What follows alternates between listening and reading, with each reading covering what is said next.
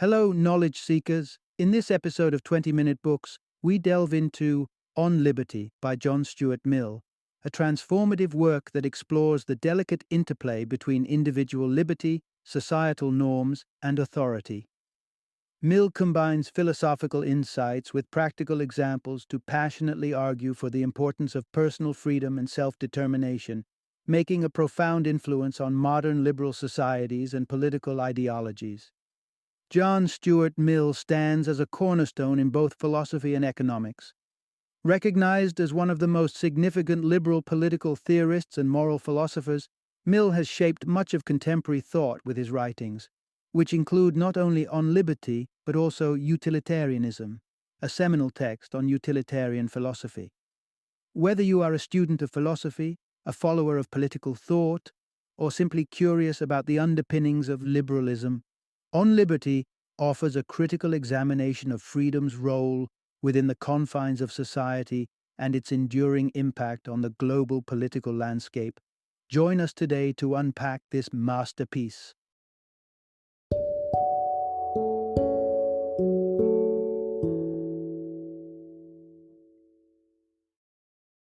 On Liberty, the iconic political text on how to balance authority, society, and individuality.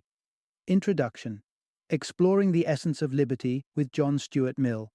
Imagine Victorian England, a time of rigid societal norms and an emerging dialogue about personal freedoms and governance. It was in this context that John Stuart Mill crafted On Liberty, a profound exploration of tyranny and individual freedom. His work delves deep into the question of how much power society should rightfully have over individuals. Mill's pioneering concepts form the bedrock of what we now consider liberal political philosophy, critically examining the boundaries of freedom of speech and religion. These discussions remain contentious and incredibly relevant in today's global landscape, where the tension between collective authority and individual rights frequently surfaces. Listen closely as we unfold Mill's criteria for when society can intervene in personal behaviors, such as the consequences of excessive drinking. Moreover, we'll explore why a democratic framework does not necessarily guarantee personal liberty and delve into scenarios where intervening in life-threatening situations may be justified. This discussion lays crucial groundwork not only for those looking to forge fair and well-balanced governments, but also for anyone interested in critically assessing their actions and beliefs in relation to the broader social fabric. Prepare to challenge your assumptions and gain fresh insights into the interplay of society and the individual. Part 1. Why democracy doesn't ensure absolute freedom. Historically, the evolution of democratic governance was driven by a desire to escape the oppressive clutches of tyrannical rule. From the democratic experiments in ancient Greece to more structured governance in England, the quest to curtail the absolute power of rulers has been a common thread. Early on, strong leadership was often seen as essential for maintaining order and security. However, as time passed, it became evident that leaders, whether hereditary monarchs or conquerors, frequently pursued their own interests at the expense of their citizens. The democratic process was designed as a corrective measure, introducing a system where the governed could have a say in their governance by electing their leaders. This was meant to bridge the gap between the interests of the rulers and the ruled, theoretically eliminating the risks of tyranny. However, the reality proved more complex. Democracy, while a monumental step forward, did not inherently resolve the issues of liberty and personal freedom. Elected officials, much like ancient despots, could still infringe on individual rights and freedoms. The belief that harmonizing the interests of the rulers with those of the populace would prevent tyranny turned out to be overly optimistic. Even in a well-functioning democratic system, the threat of what Mill calls social tyranny looms large, where the majority imposes its will on the minority. For instance, if the majority were of one religious belief, they could potentially use their democratic power to oppress religious minorities. This highlights a critical insight. Democracy alone doesn't equate to individual freedom.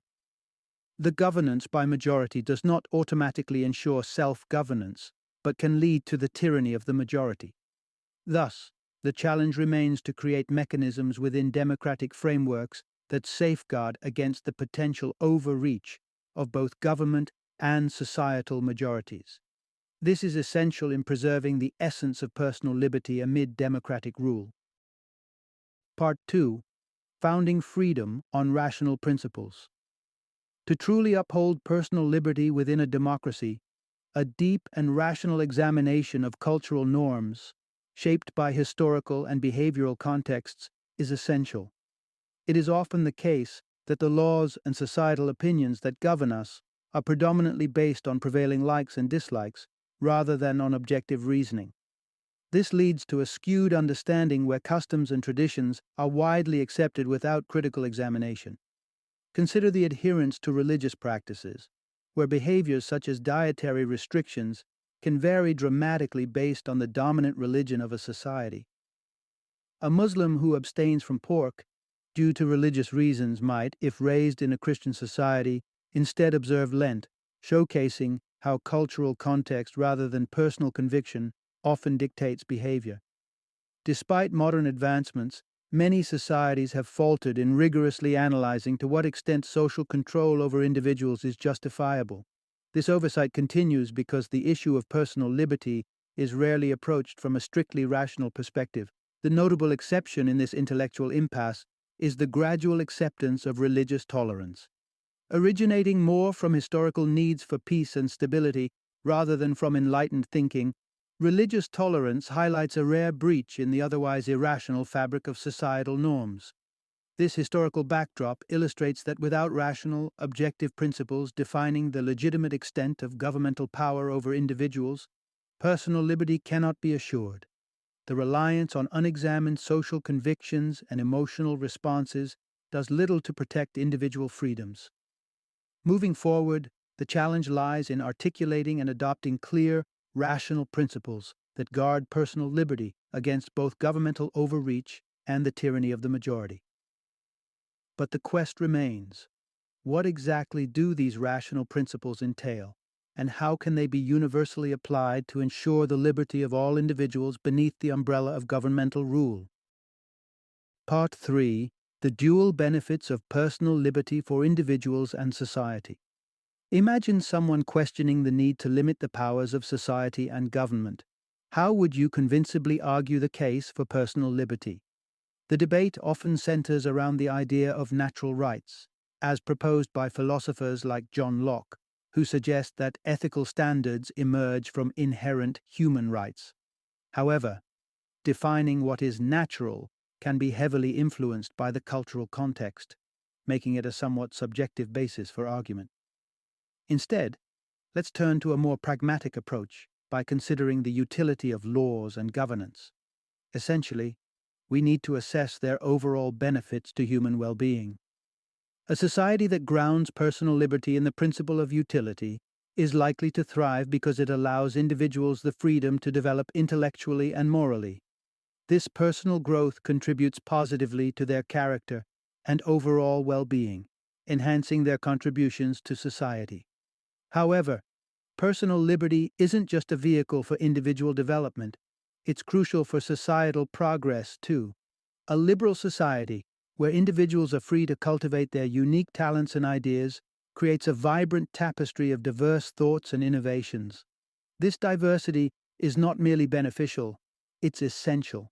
It fosters a dynamic environment where people can learn from one another, leveraging individual strengths for collective advancement. Historical evidence supports this view, showing that societies which embrace diversity and personal freedoms often prosper more than those which enforce conformity. Yet, this raises questions about the boundaries of personal liberty. Should individuals have the freedom to act entirely as they wish? The forthcoming discussions will delve deeper into the necessary limits and responsibilities that accompany personal freedom, exploring how they balance with the benefits to both individuals and society. Part 4. The right to personal freedom. Where do we draw the line? When considering personal liberty, a fundamental belief surfaces: the notion that each individual is primarily responsible for their own well-being. As rational beings, adults are endowed with the ability to reflect deeply and make personal decisions regarding their thoughts and actions. Consequently, it is inappropriate for someone else's will to impinge upon an individual's freedom. However, a notable exception to this rule concerns children. Unlike adults, children lack the maturity and capability to make completely informed decisions. In this instance, it is deemed appropriate for adults to guide and sometimes restrict the actions of children for their own welfare. This principle extends, albeit more controversially, to societies considered less advanced. In societies where the political and cultural development may not yet support full personal liberties, some argue that a degree of authoritarian control could be justified to guide collective progress. But in more developed societies, individuals should ideally be left to determine their own desires and welfare without undue external interference. Yet conflicts arise when societal norms clash with individual actions. Often, societal members believe that adhering to specific religious or moral codes would benefit individuals' health or morality, and they may even feel personally affronted by differing lifestyles and beliefs. For instance, due to religious doctrines that forbid pork, some Muslims might feel that no one should consume pork. This was similar to the 17th century English Puritans, who sought to eliminate both public and private forms of entertainment, believing them morally harmful. While individuals in a society are free to advocate for their beliefs and attempt to persuade others, using legal or governmental force to impose these beliefs crosses the boundary of personal liberty. In modern societies, therefore, while the principle stands that individuals should be free to live as they choose, there are practical and ethical limitations to this liberty. Understanding and negotiating these limits is crucial for maintaining a balance between personal freedom and societal order. Part 5. When is it right to restrict personal liberty? In debates about freedom and societal norms, a crucial question often arises. Under what circumstances is it justifiable to restrict a person's liberty? At the core of this discussion is the principle that interference is warranted only when it serves to prevent harm to the individual or to others. Take the case of alcohol consumption. While simply being drunk isn't a valid reason to restrict someone's freedoms, further action may be required if the individual becomes violent while intoxicated. In such instances, measures like fines or imprisonment might become necessary to prevent potential harm.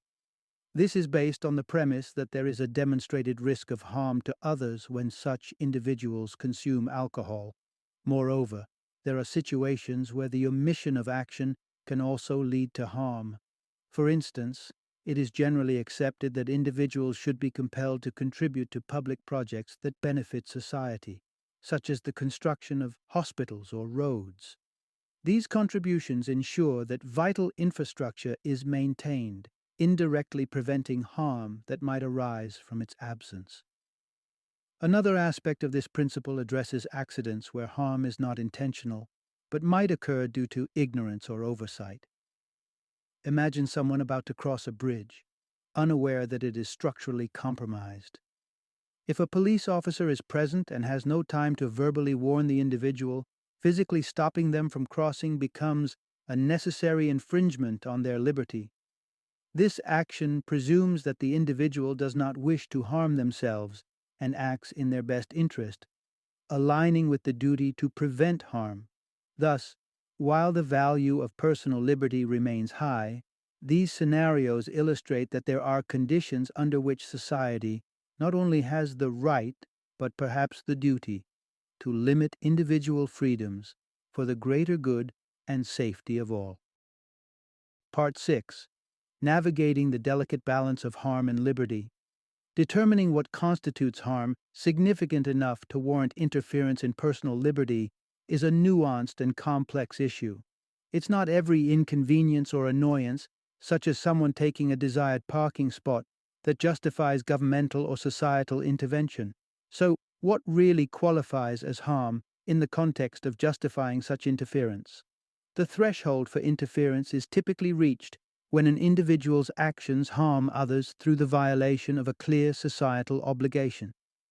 For example, while general public may enjoy the liberty to consume alcohol, this liberty does not extend to on-duty police officers, whose responsibility is to ensure public safety.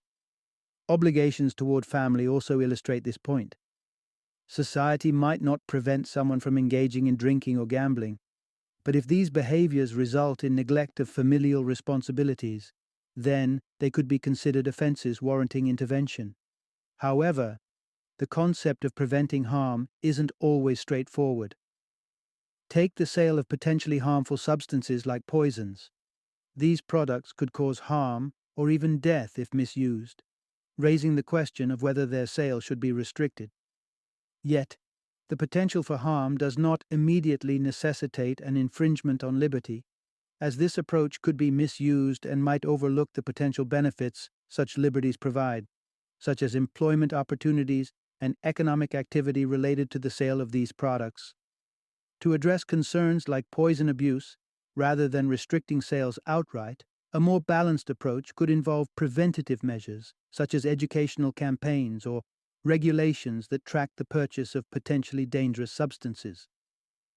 Deciding what qualifies as harm and the appropriate measures to prevent it involves a careful consideration of both the direct impact of actions and the broader implications of restricting freedoms.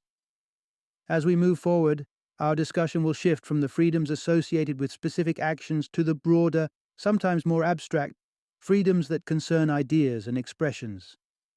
This shift underscores the complexity and breadth of the concept of liberty. Part 7: Why preserving the freedom of thought and speech is crucial for humanity's quest for truth. In contemporary society, the protection and respect for freedom of thought and speech might seem like a given, but the underlying reasons for their paramount importance warrant a deeper examination. Historically, people have shown a tendency to align with the prevailing opinions of their social circles, or to accept the dictations of institutional authorities, such as religious organizations or political parties, as indisputable truths. This uncritical acceptance poses a significant barrier to genuine knowledge and understanding. No individual or authority is infallible. To truly navigate towards truth, it is essential that every person has the unfettered freedom to think independently and voice their opinions. Suppressing these freedoms stifles debate and discussion, which are fundamental for the advancement of knowledge and consequently for the betterment of humankind. Consider the historical example of Socrates, whose contributions to philosophy are invaluable. His execution highlights a grim period when society chose to silence what it perceived as threatening ideas rather than engaging with them. This suppression of thought not only ended the life of a great thinker, but also delayed philosophical progress. Moreover, it's crucial to understand that the value of an opinion does not solely rest on its accuracy. Opinions that diverge from the mainstream can still contribute valuable perspectives and catalyze discussions that bring us closer to understanding complex truths. Take Isaac Newton's theories, for instance. While not entirely correct, had they been suppressed due to their initial contradiction with established beliefs, significant scientific progress that followed from his ideas might have never occurred. This raises a pertinent question. What about opinions that are evidently incorrect? Should the freedom to express such views be upheld to the same extent? Exploring this question helps us underline the delicate balance between promoting free expression and navigating the landscape of truth and falsity. Part 8: The unexpected value of false opinions in society. It's common to encounter opinions that seem outright erroneous, particularly on contentious topics like abortion or gender equality. There's often a reflexive desire to wish those with such views would simply remain silent. However, does suppressing these opinions serve the greater good of society? The answer, perhaps surprisingly, is no. Allowing the articulation of incorrect or unpopular opinions serves a critical function. It compels society to scrutinize and reassess its established beliefs. This process is vital for a society truly committed to the pursuit of truth, as it prevents the passive acceptance of ideas simply because they are endorsed by authorities or are predominant. Take the issue of gender equality as an illustrative example. It's insufficient to uphold these principles merely because they are enshrined in law. We must also understand and articulate why these rights are justified and important.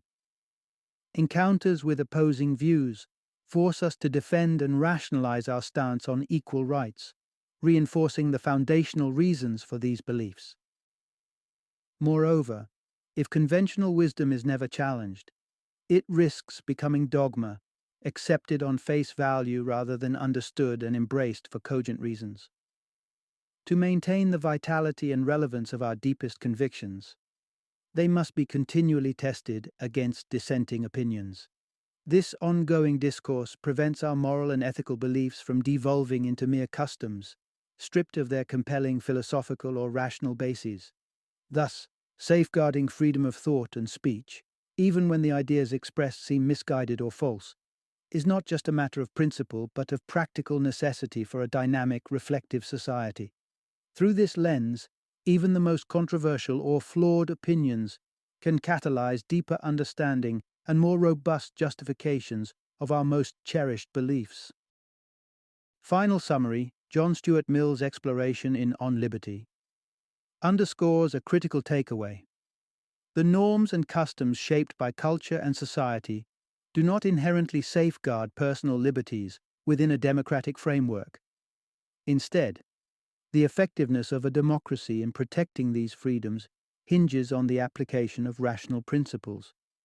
For both individuals and society to truly prosper, it is essential that behaviors and regulations are assessed and governed not by fleeting cultural trends or the majority's preferences, but by objective reasoning. These rational principles enable a fair evaluation of which actions should be permitted, ensuring that the liberty of the individual is balanced with the well-being of the community. This approach fosters a society where both personal and collective growth are attainable.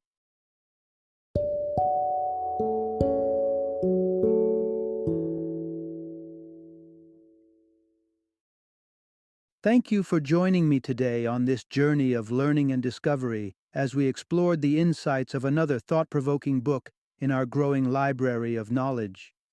If you've enjoyed our time together, please take a moment to follow our podcast, give us a 5-star rating, and share 20-minute books with other knowledge seekers. Your support truly means a lot. Don't forget to join me again in the next episode, where we will delve into another enriching book. Until then, happy reading and happy listening.